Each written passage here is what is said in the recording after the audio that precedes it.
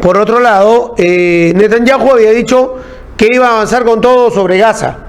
Ante un hemiciclo prácticamente vacío en la ONU, que salieron protestando por la presencia de Netanyahu ahí. Bueno, la cosa es que luego se han reunido y han acordado 20 puntos. 20 puntos para encontrar la paz en la franja de Gaza.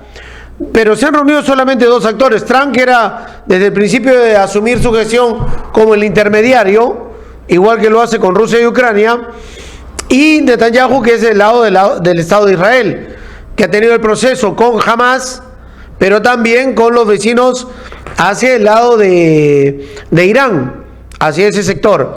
Entonces la situación ahí es la de que ellos quieren imponer esto y hay que ver una respuesta de la que pueda dar Hamas de los 20 puntos.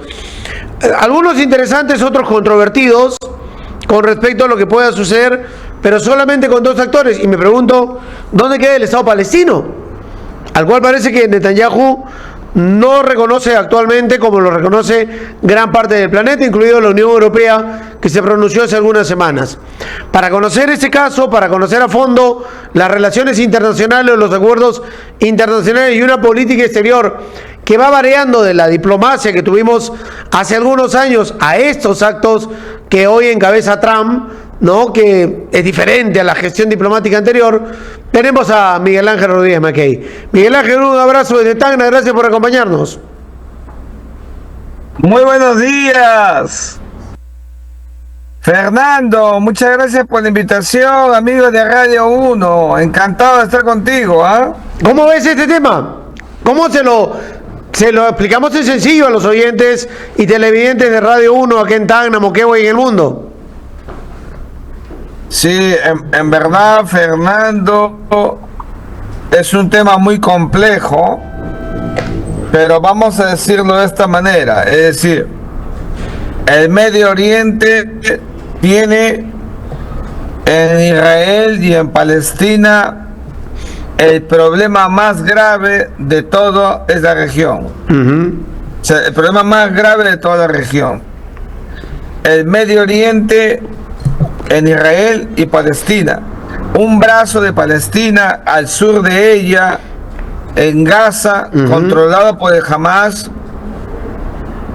y tuvo una guerra, comenzó una guerra hace 2 años que no se ha detenido, y esta guerra con Israel ha cobrado muchos muertos, más de 1.200 para Israel y cerca de 65.000 para Palestina. Rehenes fueron llevados hacia el territorio de Gaza por Hamas. Israel reaccionó masacrando, ocupando el territorio, haciendo diestra y siniestra, tirando al suelo el derecho internacional humanitario, etcétera. Y en su afán de querer eliminar a todos los miembros del Hamas, eliminó a muchos civiles. El último ataque ha sido en Qatar, y un país importante, pero que va a ser y que es el vínculo para crear los espacios de paz. Pues todo esto se hipersensibilizó. Llegó la ONU y Netanyahu dijo su punto de vista. Llegó la ONU y entonces el presidente de Estados Unidos, Donald Trump, acaba de presentar una propuesta para la paz, una propuesta que pasa por un alto el fuego, propuesta que pasa por la reducción de rehenes, que no se sabe cuántos son a la fecha, de los rehenes vivos y muertos, los cadáveres, y el retorno de más o menos unos 300 presos del Hamas en las cárceles de Israel, la desocupación completa de Gaza por parte de Israel, pero al mismo tiempo la eliminación de cualquier signo visible de poder del Hamas en Gaza, y en el deseo de asegurarse, eliminar los túneles por donde se dice que actuaba Hamas, Y todo esto, evidentemente, permitiendo la ayuda humanitaria, la alimentación a la población gazatí, que en verdad está que muere de hambre, esa es la única verdad. Y todo esto, pues evidentemente, condicionado a que si Hamás no acepta, Israel, como lo ha dicho Benjamín Netanyahu, lo hará por las buenas o por las malas. El fin último de todo esto será la formación del Estado de Palestina. La verdad es que yo no creo que la formación del Estado de Palestina vaya a ser la consecuencia del arreglo con Hamás o de Gaza. El Estado de Palestina, que hace rato es un Estado, el Perú lo ha reconocido como tal, y muchos países de la ONU, no es miembro pleno, porque no está precisamente en la voluntad de Estados Unidos que lo sea por ahora, pues es el asunto de fondo. Y el asunto de Palestina debe suponer, y con el de Gaza debe suponer en esta propuesta la reactivación de los acuerdos de Abraham, que acercó a Israel a los árabes, que estaban llegando a acuerdos. Se hizo con Emiratos, se hizo con Bahrein, se hizo con Marruecos y se iba a hacer con Qatar. Y este acuerdo, una vez que se acerquen los acuerdos de Abraham, pues se puede ir de fondo al asunto de los territorios ocupados por Israel, territorios que no les pertenecen, pero al mismo tiempo exigiendo paz y tranquilidad, que le fue también secuestrada, porque es un derecho de Israel vivir en paz, y esa paz en verdad que no existe en estos momentos. En eso estamos ahora. Todo está en la cancha de Hamás, Fernando. No sabemos qué va a decidir Hamás. Yo creo que Hamás, que se encuentra diezmado, sin sus cuadros más importantes que fueron eliminados por Israel, y habiendo perdido incluso legitimación y autoridad en Gaza, seguramente se va a inclinar por aceptar ese plan, esa propuesta. Todavía no sabemos el temperamento de Irán, que juega su partido, es el gran mecenas de Hamás. Entonces, todo esto todavía es lo que ustedes, los periodistas, llaman noticias en desarrollo, proceso en desarrollo, que todavía tenemos que seguir mirando en las próximas semanas, días, Fernando. En ese proceso que se da, Miguel Ángel, Trump para la paz, como me lo has mencionado, alto al fuego, rehenes vivos o muertos de Israel, intercambio de presos de Hamás, liberación de 250 presos condenados a cadena perpetua y más de 1.700 gazatíes que fueron detenidos después del 7 de octubre. ¿Qué papel juega la autoridad de Palestina en ese caso? Bueno, la idea de la propuesta... Porque acá mencionan a Hamás nada más. Sí, pero la idea de la propuesta es que más bien el gobierno de Ramallah pudiera asumir el liderazgo, porque Estados Unidos e Israel no quieren nada con Hamás. O sea, Hamás no es un actor válido como para empezar a negociar. A Hamás lo considera un grupo terrorista. A eso iba, o sea, la propuesta que le da Estados Unidos e Israel a Hamás es una propuesta a un grupo considerado por ellos terrorista. No, lo que pasa es que esta es una propuesta que cuando se negocian vidas hay que bajar al llano. Acuérdate, por ejemplo, el tema de la embajada de Japón aquí en Lima. Ya. O sea, el Estado tiene que negociar. Ese es un tema de vidas. Pero de ahí no pasa. De ahí a negociaciones estructurales. Pero sí están haciendo eso. Cuando sí proponen luego que entra la ONU, que entran a la construcción, al financiamiento de una nueva zona de Gaza, etcétera, etcétera, le están dando esa posibilidad a Hamás de tomar las decisiones por un territorio que en realidad es Palestina y donde ellos son un grupo violento, armado, que han secuestrado, han atacado, y que la respuesta, si bien ha sido recontra desmedida por parte de Israel, inició con una acción terrorista, la de los de Hamás. Claro, pero no te olvides que en la propuesta Uno de los puntos dice que jamás no va a tener ningún tipo de responsabilidad ni de autoridad ni de nada. O sea, eso vuelve a manos de el gobierno de Ramallah, con el que va a tener que negociar Israel.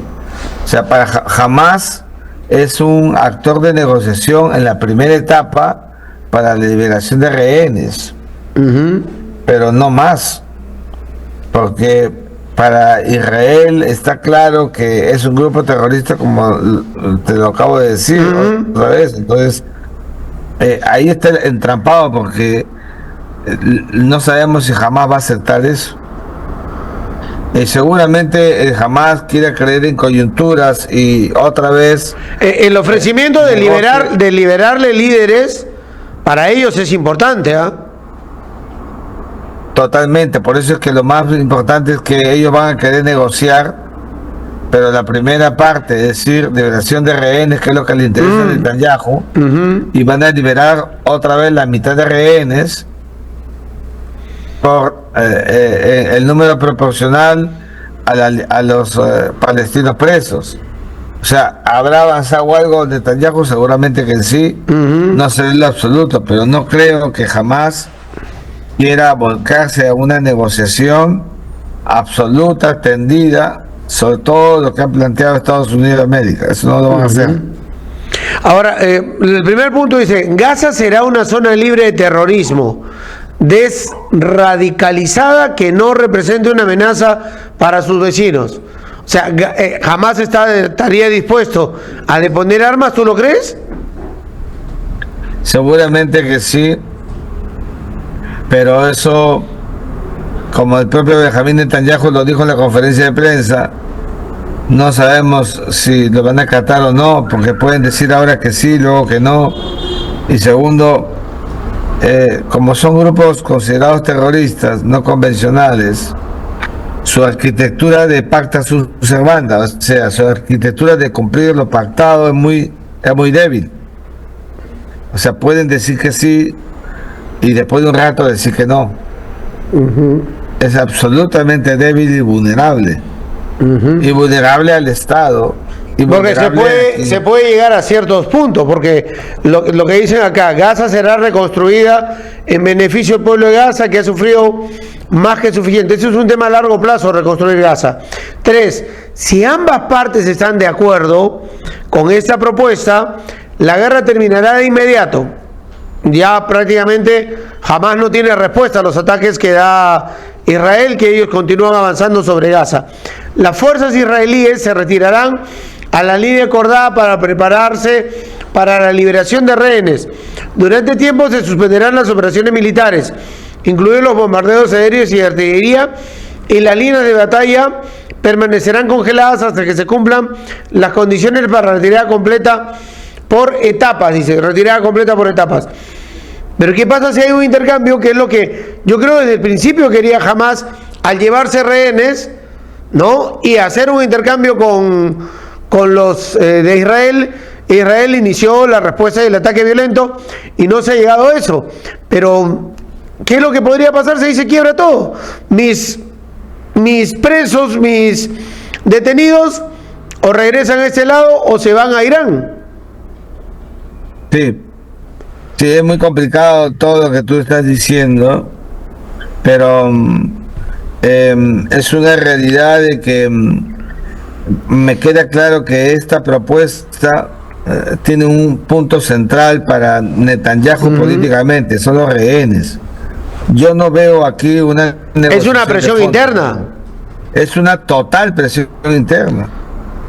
Yo acá no veo ninguna negociación de fondo. Aquí lo que veo es embolsar el tema de los rehenes con los otros asuntos, que va a ser muy complejo que se dé por ahora, y se crea en la liberación de rehenes, porque ese es el tema de fondo que le preocupa a Netanyahu ahora, para su supervivencia política ahora, al interior de Israel.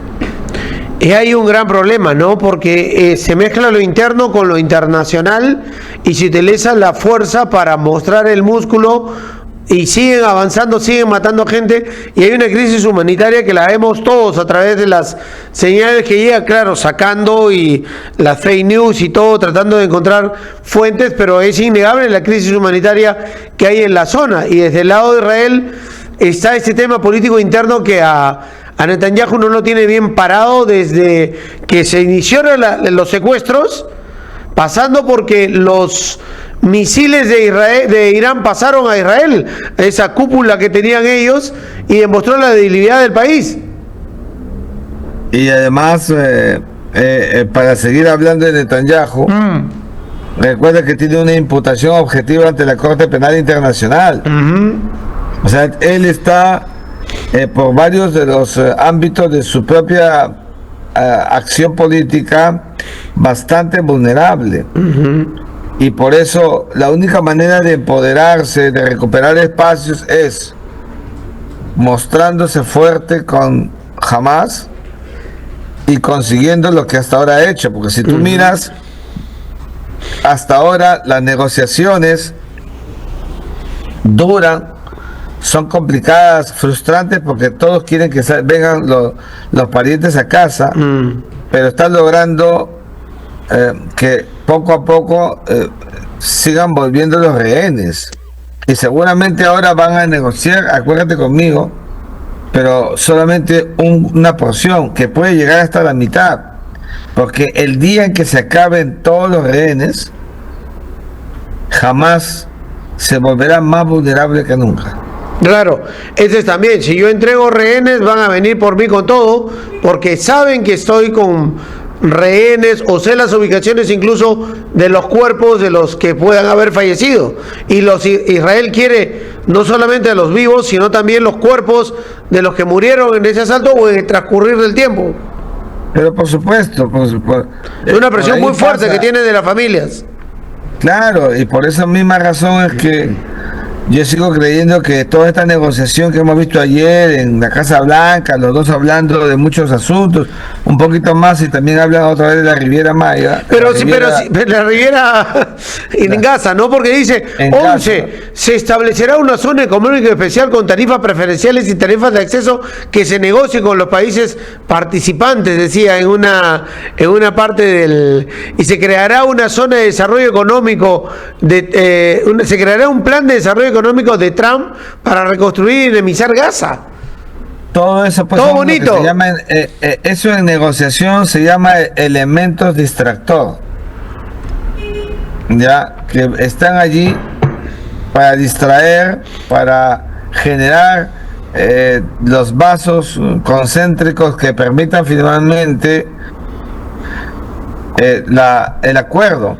Pero eso no es un tema en verdad que se va a ver, no es un tema de fondo, porque el tema de fondo tiene que vincular al asunto a Palestina y a los territorios, y lo que se está viendo ahora son los rehenes como consecuencia de lo que hizo Hamas. O sea, es una parte del todo. No digo que sea que no sea importante, lo es, pero el tema mayor es el de los territorios, y ahí sí tendrán que hacerlo con Palestina, con Abu Mazen, Abu Mas. Y Israel lo sabe perfectamente, no creas. Israel son conscientes de eso. Sácame una duda. Con Trump, la política exterior armamentista de Estados Unidos ha bajado, es decir, ya no es el que entra a Afganistán, ya no es el que entra a Irán o a Irak, perdón, ya no es el que bombardea a Siria, ¿no? ¿Qué ha pasado con esa política de acá llego yo, papá, y yo me instalo acá y acá se hace lo que yo quiero? Claro, lo que tú dices es muy cierto, porque lo que está buscando Donald Trump es apagar todos los incendios y acabar las guerras. Eso fue una promesa de campaña. Diga que yo sea presidente, se acabará todo, ¿te acuerdas? Entonces, la idea de él es apagar todos los escenarios conflictuales en los que Estados Unidos está involucrado directa o indirectamente, para concentrarse en un asunto que sí le llama la atención, que es China. O sea, el tema coyuntural, Estados Unidos se deshace de ello para luego dar paso a una concentración máxima sobre China, para que China no lo alcance, para que China no siga creciendo. Necesita Estados Unidos espacios para una mejor visibilización de cómo va a actuar en relación al asunto de Palestina, el asunto de fondo, lo que debe preocupar a todos.